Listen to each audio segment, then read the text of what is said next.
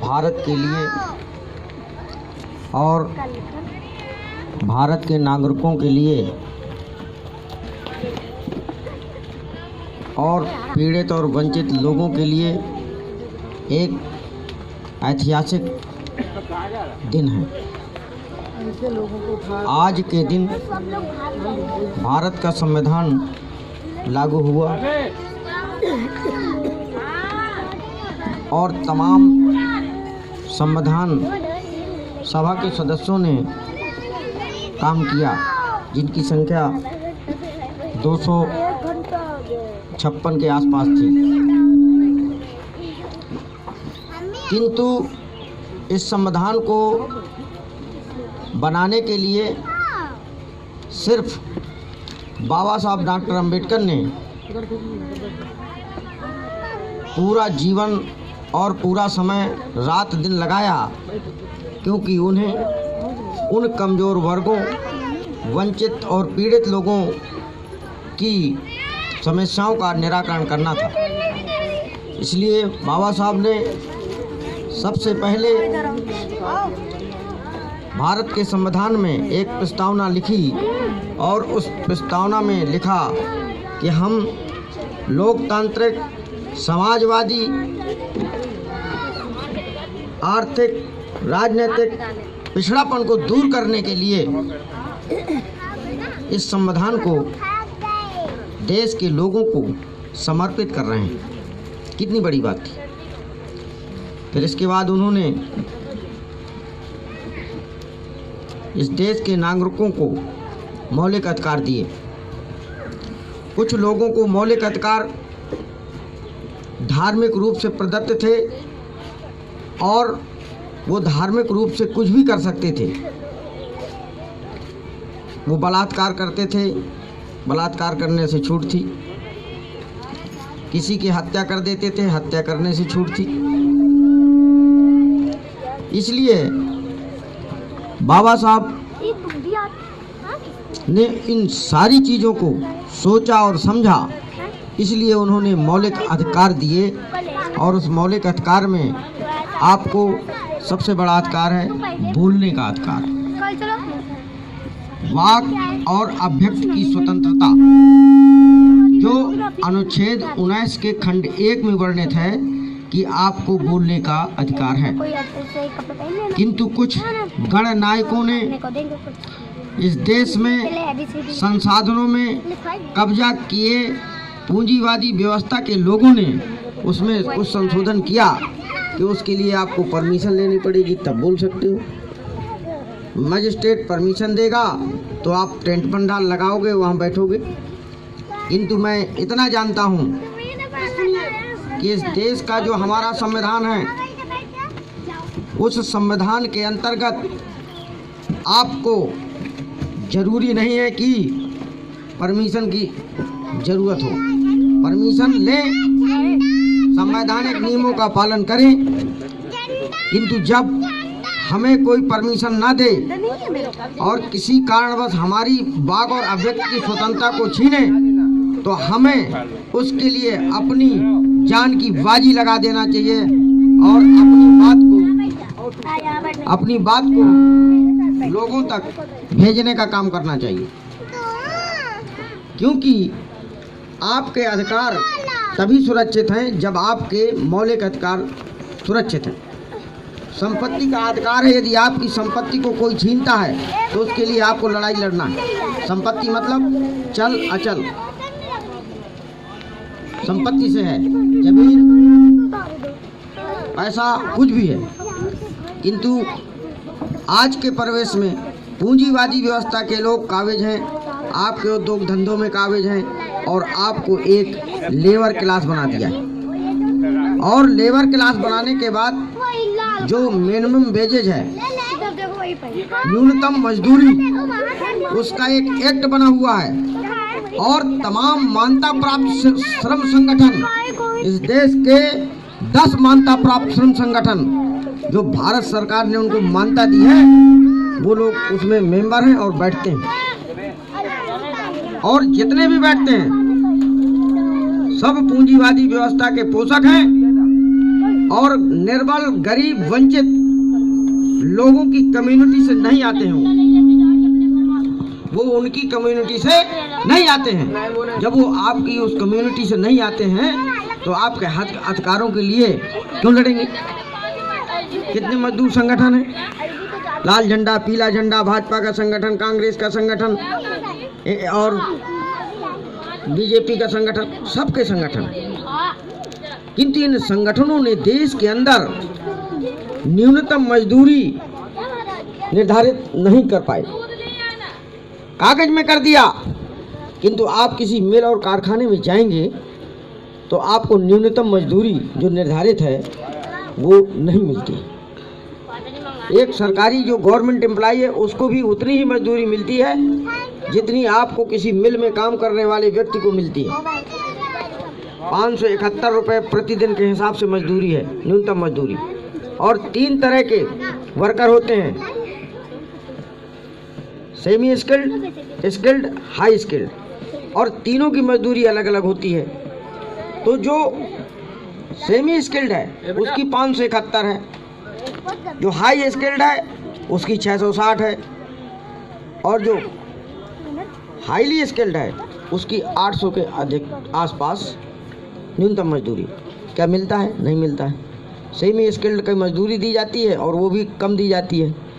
किसी ठेके में काम करने वाले लोगों को 400 रुपये मजदूरी देते हैं, 176 रुपये ठेकेदार और अधिकारी मिलकर के भ्रष्ट अधिकारी खाते हैं।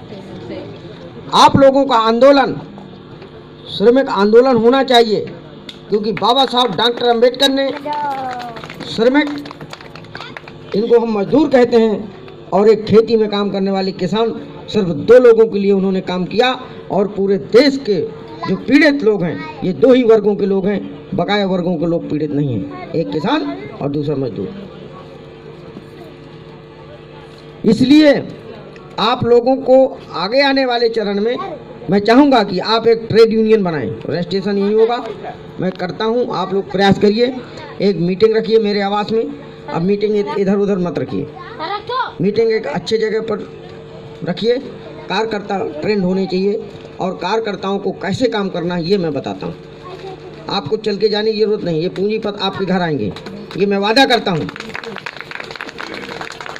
हम 4 लोग हैं, हम एक आदमी हैं। हमारा हौसला बुलंद रहना चाहिए कि हम मर मिटने के लिए तैयार हैं, और आज हमें असली आज़ादी अभी तक नहीं मिल पाई है। उस असली आज़ादी को हमें आज हासिल करना। अरे हमको मरना है भूख से, हमें मरना है बीमारी से, तो इससे बेहतर है कि हम शहीद कहलाएं और अपने समाज के लिए आज़ादी दिलाएं। इससे बड़ी आज़ादी कुछ नहीं होती है। हम क्यों आप लोगों के बीच में आए हैं? इस गंदी बस्ती में हमको बदबू भी आ सकती थी, किंतु हमें उस चीज़ का दर्द है, एहसास है कि हम भी कभी छात्र जीवन में ऐसी नालियों के किनारे रहते थे। मैं पीपीएन कॉलेज में पढ़ा हूँ, मैं छात्र संघ का मंत्री रहा, मैंने हार नहीं मानी कभी। और इसके बाद मैं मंत्री रहा छात्र संघ का। मुझे लोगों ने अपहरण किया, ले गए, पकड़ ले गए, कट्टा लगा दिया, नाले में लटका दिया। किंतु जब हमारा जीवन खतरे में हो तो हमें प्रयास करना चाहिए कि हम वहाँ बुद्धि से काम लें, कि अपने जीवन को पहले सुरक्षित करने का प्रयास करें, आतंकवादियों से सुरक्षित करने का, अतिक्रमणकारियों से सुरक्षित करने का प्रयास करें। इसके बाद फिर उनके ऊपर पलटवार करें, उनको घायल करने का काम करें, उनको मारने का काम करें। और सबसे बड़ा है, मारने का काम कलम होता है, जिसको बाबा साहब ने कहा कि कलम की आवाज़ निकलती नहीं है, मार पूरी करती है, AK-47 के समान। इसलिए बुद्धि और बल पर बाबा साहब डॉक्टर अंबेडकर ने दिया कि हमको शिक्षित होना है। शिक्षित होने का मतलब क्या है? शिक्षित होने का मतलब नहीं कि हमने अपने बच्चों को स्कूल में एडमिशन करा दिया, BA MA करा दिया, तमाम BA MA और PhD घूम रहे हैं, आवाज़ नहीं निकलती है। तमाम डॉक्टर अपनी सीटों पर बैठे भ्रष्टाचार कर रहे हैं, उनको आपके न्याय के लिए, आपको दवाई देने के लिए उनकी आवाज़ नहीं निकलती है। और हमारे समाज और कम्युनिटी के, क्योंकि वो भ्रष्टाचार के दलाल बन चुके हैं, उनके एजेंट बन चुके हैं, उनको भी घुटन होती है, तमाम अधिकारी हमसे मिलते हैं, उनको भी घुटन होती है, किंतु वो डाउन लाइन में काम करना है। आतंकवादियों का संगठन है, गिरोह भ्रष्टाचारियों का। उस भ्रष्टाचारियों के गिरोह में यदि हमारा भी एक दो आदमी उसमें फंसा हुआ है, उसकी मजबूरी है साइन करना, नहीं या तो मार दिए जाएंगे या नौकरी से बर्खास्त कर दिए जाएंगे, इसलिए उनकी मजबूरी है। पर जब हम जाते हैं देखते हैं कि हमारा आदमी हमारी मदद नहीं करता, हमको गुस्सा आता है। हमें वहाँ गुस्सा नहीं आना चाहिए, क्योंकि वो भी मजबूरी में फंसा हुआ है और वो काम नहीं कर रहा है, किंतु उसके साथ बैठ करके बात करना चाहिए कि हम आपको क्या मदद कर सकते हैं, आप हमारी मदद न करो, आप बताओ हम आपकी क्या मदद कर सकते हैं और किस आदमी से आप पीड़ित हों, हम उससे आपको आज़ादी दिलाएंगे। निश्चित है कि वो आपके बीच में समाज के लिए काम करेगा। हम क्यों काम कर रहे हैं? इसलिए कर रहे हैं ना, क्योंकि हमें मालूम है कि कल मुझे कुछ होगा तो आप लोग मेरे लिए कुछ कर सकते हो, मुझे रोटी खिला सकते हो, संपत्ति इकट्ठा करने की जरूरत नहीं। सिर्फ हमारे शरीर में कपड़ा, भोजन चाहिए और कुछ नहीं चाहिए चलने के लिए, और वैसे भी लोगों को नहीं मिल रहा है। किंतु हमारे लोग सिर्फ सुबह से शाम तक, चाहे एक झोपड़पट्टी में रहने वाला हमारा भाई हो, चाहे एक आलीशान बिल्डिंग में रहने वाला हमारा भाई हो, हम सभी लोग मिलकर के गलत कर रहे हैं। ऐसा नहीं कि सब वही भ्रष्टाचारी गलत कर रहे हैं, हम स्वयं भ्रष्टाचार फैला रहे हैं। कैसे? सवेरे से बिस्कुट खरीदते हैं, चाय पीते हैं, बोले बिस्कुट चाय शुरुआत करते हैं, 2 रुपए की बिस्कुट आती है, किंतु उसका पैसा 1% शिक्षा के नाम पर सरकार के पास जाता है, वैट टैक्स सेट टैक्स जाता है, इसके बाद बकाया पैसा वो पूंजीपति की कंपनी में जाता है। तो हम क्यों चाय नाश्ता करें? क्या जरूरी है? अरे शुद्ध भोजन करिए जो इस धरती से पैदा हुआ है, और इन पूंजीपतियों की कंपनियों को बंद कर दीजिए। बंद तभी होंगी जब हम उपभोक्ता नहीं रहेंगे। हम खरीदार खड़े हैं और हम खरीदार हैं, उन कंपनियों के खरीदार हैं, इसलिए वो कंपनियां हमको गुलाम बना रही हैं, और पूरा भारत देश का नागरिक खरीदार है, इसलिए विदेशी कंपनियां 36,000 इस देश को लूट रही हैं, और हम सिर्फ उन्हीं कंपनियों का माल खरीद रहे हैं, और सारा हमारा इस देश का धन उन विदेशी कंपनियों में, अमेरिका, चीन, जापान, थाईलैंड, जहाँ का जो भी चीज़ हम खरीद रहे हैं।